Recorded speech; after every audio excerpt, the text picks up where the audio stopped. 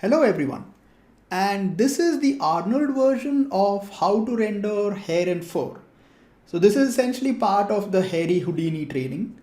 So for those of you who have purchased the training and are Arnold users and you want to know how to render hair and fur, then hopefully this video should help. Alright, so to start with, I'll do two separate files. I'll do one for basic fur and I'll do another one for hair. Before we start rendering, there are a couple of things that you probably need to do, especially if you're doing, especially if you want to texture your fur. So the one thing that you need to do, and this is applicable to any render engine, like whether you're using Redshift or Octane or Mantra or whichever, is you need to transfer the UVs from your source geometry to the hair and fur. And the way to do that, like this is my test geometry and you can see, like if I press I, you'll see that it has UVs. So what needs to be done is if we come to our final hair, then in the hair generate node, okay, like not in the clump or guide process, in the hair generate node, in the second tab, like the first tab is general, the second tab is called attributes and appearances. And if you come to the bottom of it, you'll find something called source attribute transfer. There's guide attribute transfer as well, but that doesn't have UVs. So our source is the skin geometry that is coming in. And in the vertex attribute, just type in UV. Okay, because, and so then it will sort of pick up the UVs and transfer it to the hair. And what it does is it transfers it as a primitive attribute. So the UVs go to primitive level. Now, this tends to cause a small problem with Arnold. Because what Arnold does is, in order to shade hair based on the length of a hair, it tends to use the V attribute, or it tends to use like the V value in your base UV. And because of that, the first UV layer needs to be kept empty. If you transfer UVs to your first UV layer, then hair length shading doesn't work. Like you can't apply a gradient to hair length, like because there are already UVs there, so it needs to be empty.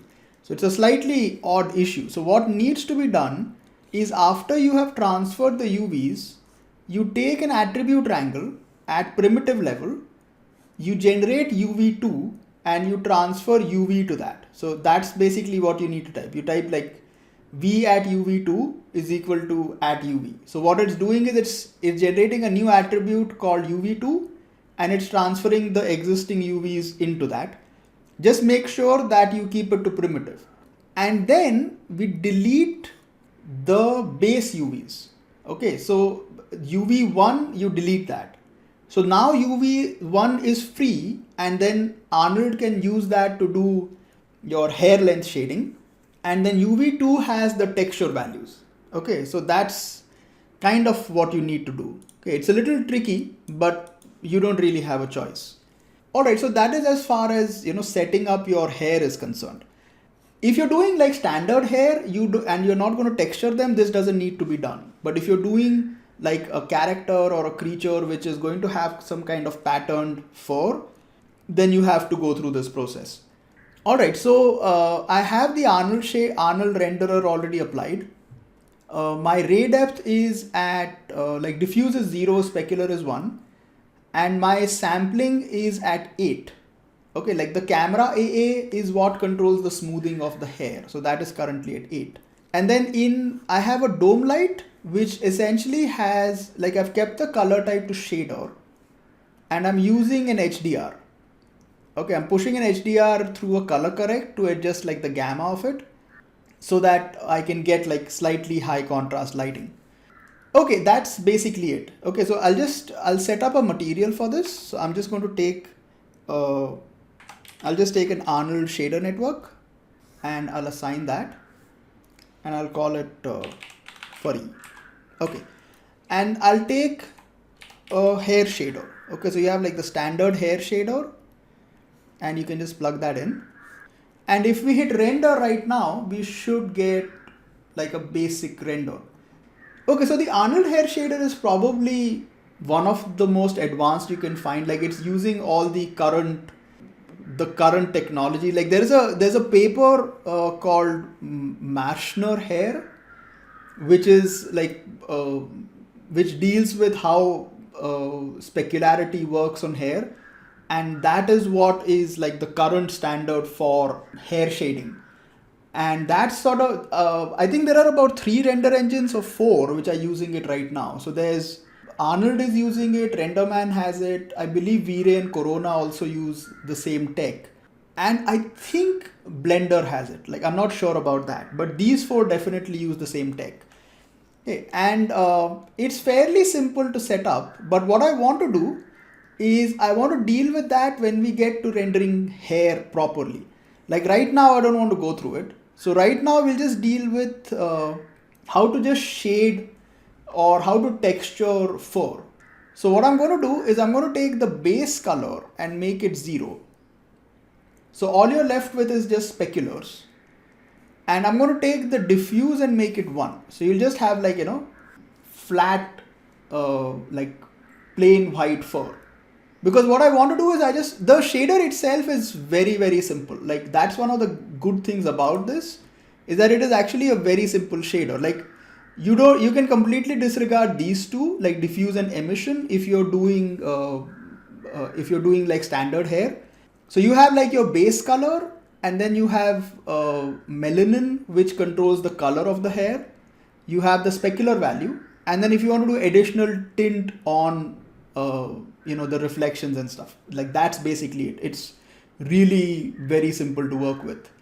Okay, so let's just shade the fur. So what I'm going to do is I'm going to take an image, and I have this base texture. This is like a flower pattern which I had already taken. And what you need to do is you need to change the UV set to UV2.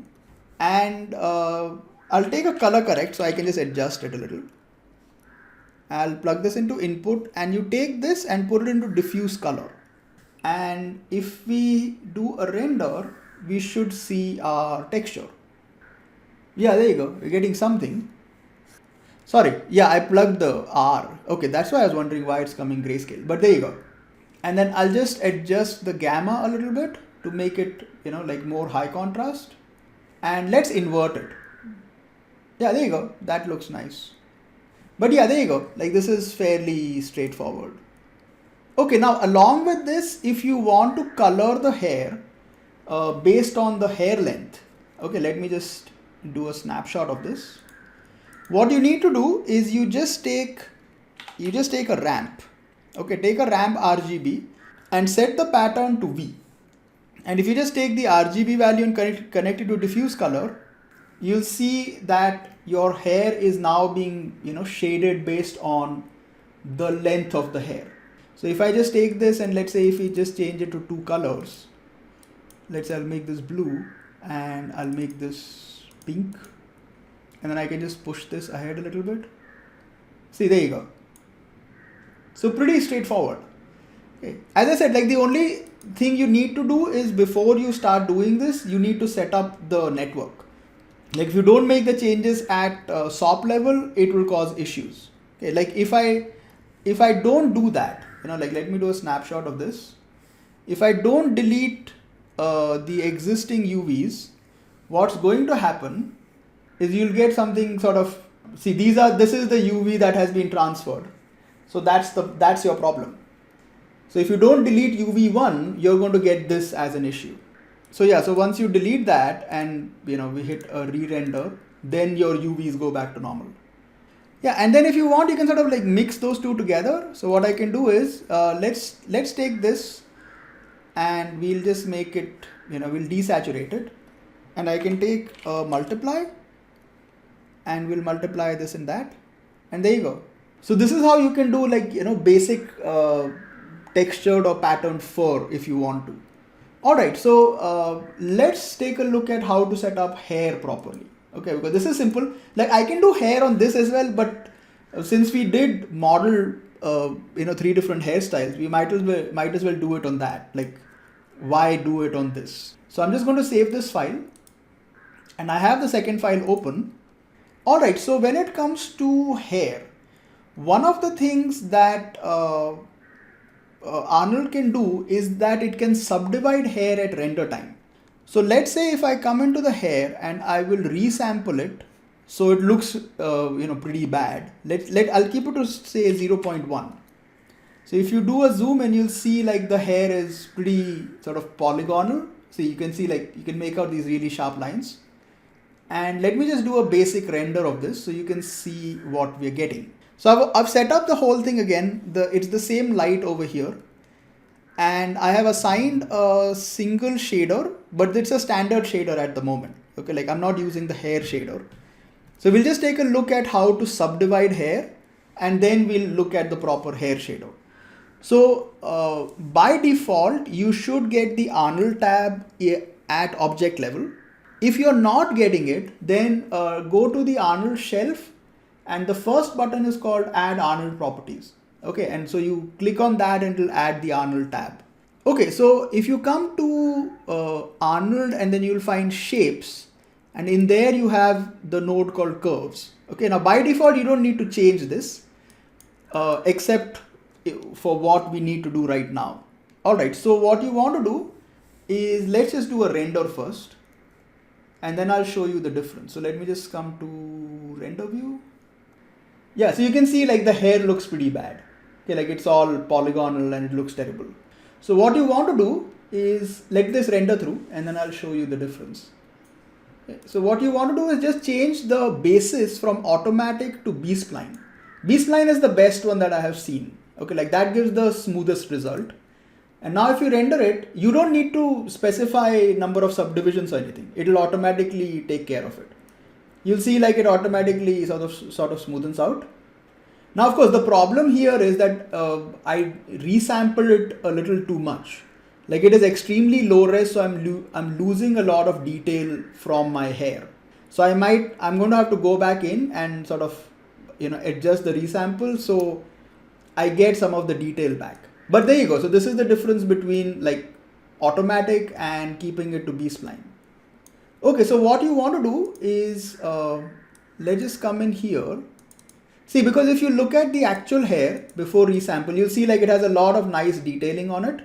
Like it's all nice and curly, and then because I resampled it a little too much, like all of that is gone. So keep this to around 0.05. Yeah, so we get like some amount of that back. And now if I render it, it should look, let me snapshot this. It should look better, or the detail should be back. Yeah, there you go. Like if you look at this one previously, you'll notice like it doesn't really have a lot of that detail. Okay, I'm going to do like a region render. So now that this is done, let's set up the hair shader. So I'm going to come in here and just type in hair. You will get something called hair deprecated. Don't use that. That's the older shader. You want standard hair. Okay, and let's just plug that in. And by default, it goes to being black. Yeah, I'm getting a watermark because my license expired. And I didn't really renew it. So yeah, so the way it works is fairly simple. You have a base color, which you don't need to change, like not for default, standard looking hair. So keep that to white.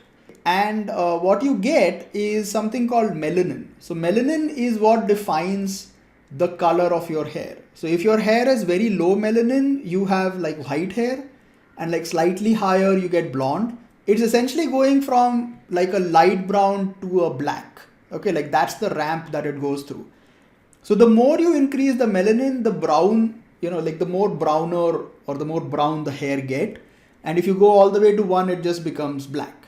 And then melanin redness, you increase it if you want, reddish hair. So those are the two main parameters. And then you have like an option to randomize the melanin, right? It's fairly simple and straightforward. You don't need to do too much. So if I do a snapshot of this and let me bring it down to around like 0.1 and see, so around 0.1, you end up getting blonde. The lighter the hair get, the longer it takes to render, because what it does is that it also calculates your transmission value internally. Okay, so let me just do a sort of like a small region over there.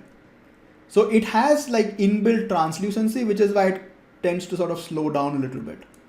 It's also a little grainy right now because my sample count isn't too high. Like I think I'm at a camera AA of 6. Usually 8 is good. You might have to go up to about 10 if you're doing like very fine hair. Alright, so as I said, like this is by far one of the most advanced hair shaders on the market. And like you get so much of it like inbuilt. You get all the light variation and the color variation just coming in automatically. Like we haven't even done any kind of randomization as yet.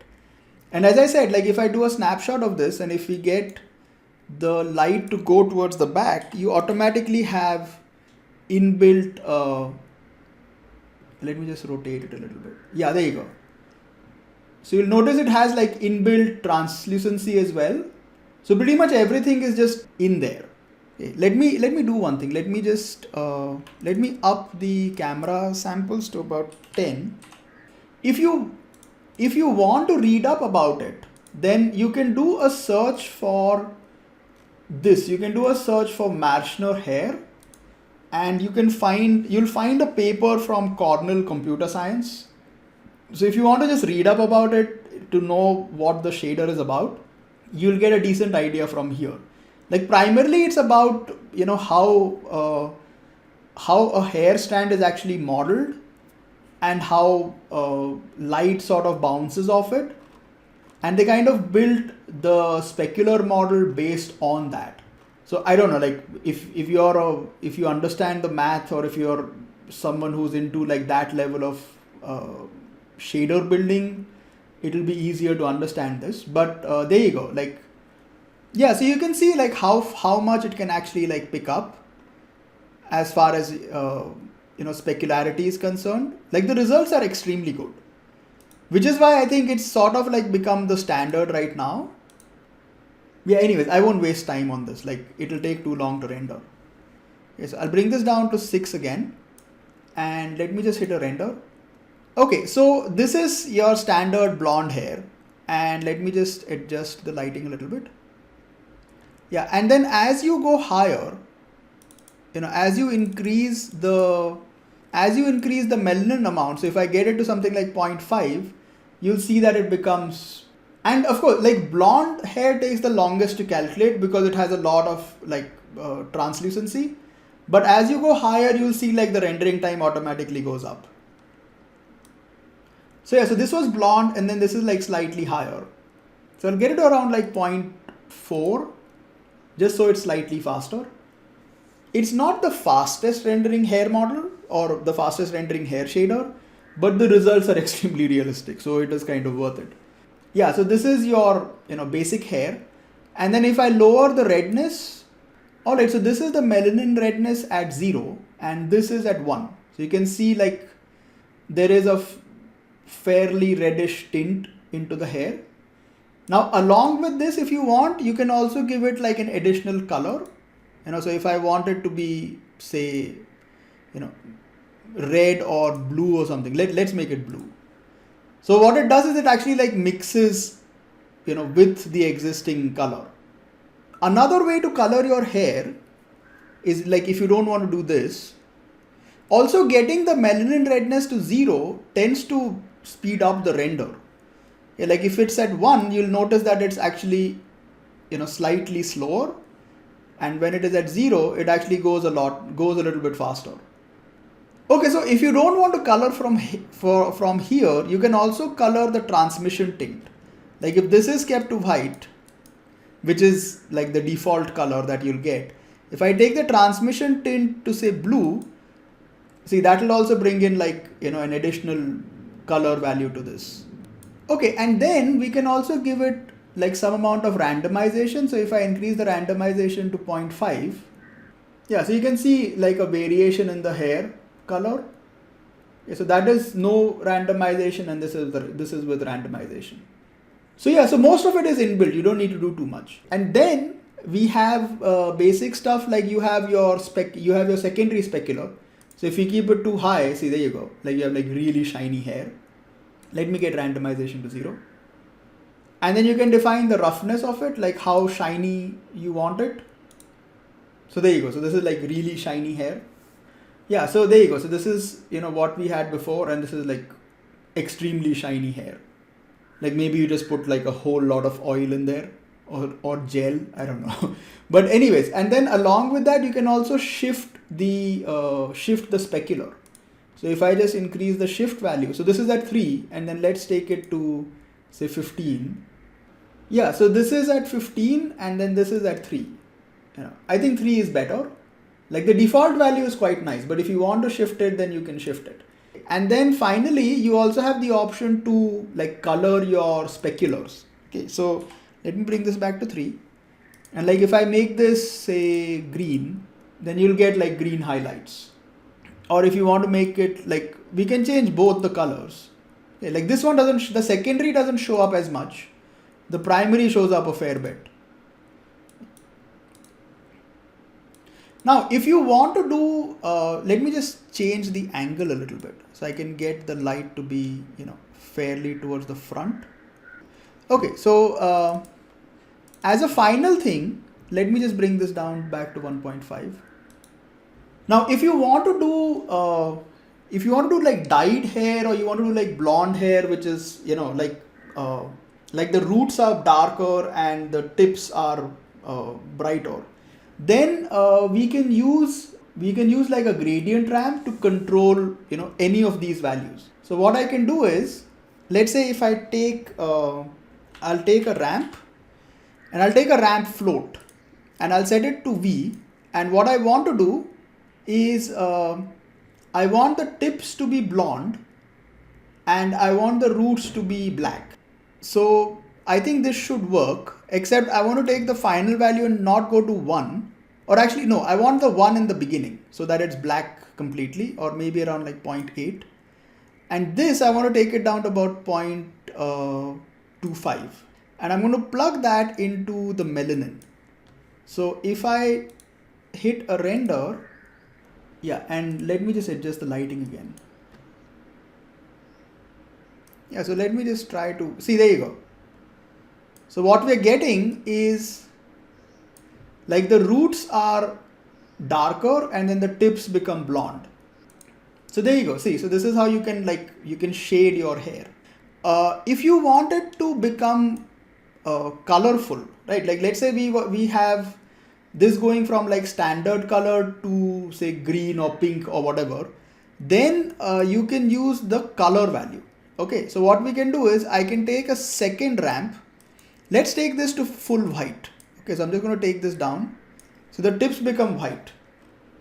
Yeah, and make this white as well. And what I can do is, so now if you try to color it over here, you'll notice that, see, it picks up the color, wherever it's white, it picks up the color more. And then wherever it's black, it's not picking up the color. But what we can do, which would be better, is that you take another ramp. We'll take a ramp RGB and keep this to V as well, and plug that into base color. So we want the start to be white. So let's keep that to white. And then wherever it's gone like completely blonde, we want a color over there. So let's keep it to, let's try pink. Let's just bring this in a little bit. See, there you go. So we'll get the white a little further ahead. See, so now what's happening is that wherever it's white, you're getting the original color of the hair. And then the tips have gone like pink. So there you go. So this is how you can, like if you want to do like properly dyed hair, or just having like the tips to be dyed, then this is what you do. So the idea is that wherever you want the original color of the hair to be, that color stays white. And then wherever you want, another color to come in, you put in the other color. And then the ramp float is, you take the melanin to like complete 0. So the hair becomes pure white, and then there it will show up the other color that you have picked up. So this is essentially how you need to set it up. So yeah, so that's basically it. The shader really isn't very complex. You can just sort of work with melanin, and like these 3 values are more than enough to get you like majority of standard hair.